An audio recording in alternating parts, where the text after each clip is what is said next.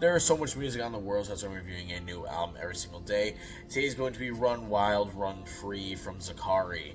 I thought that, first hearing Zacari on Love by Kendrick Lamar, which is a lot of people's first intro to him, he was going to be, honestly, a pretty big star, and, kind of like a new face in the R&B scene.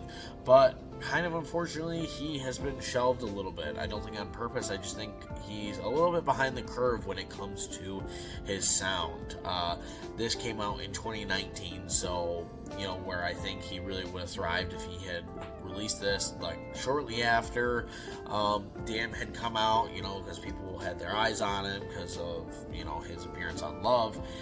He waited a little bit, and I think honestly this album feels already dated for the time that it was. I feel like a lot of the songs on here feel like they should have come out in the early 2010s, just with the production style. You have people like Black or Bryson Tiller who have done songs that feel just very similar sonically to a lot of the stuff that is on this project. And with it being only 7 songs, it that really makes a detriment to the project, with being like, I could already get this from other artists who have done it before and better than him.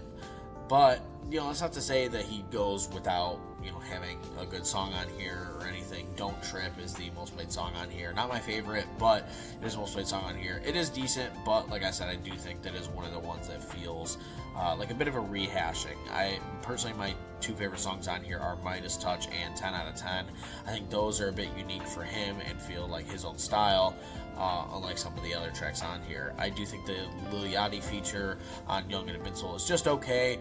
Kind of a weird collaboration to have, especially on the first project. I don't think that that's like who I would have picked to pair with him, but not too bad, but nothing to really write home about, I would say.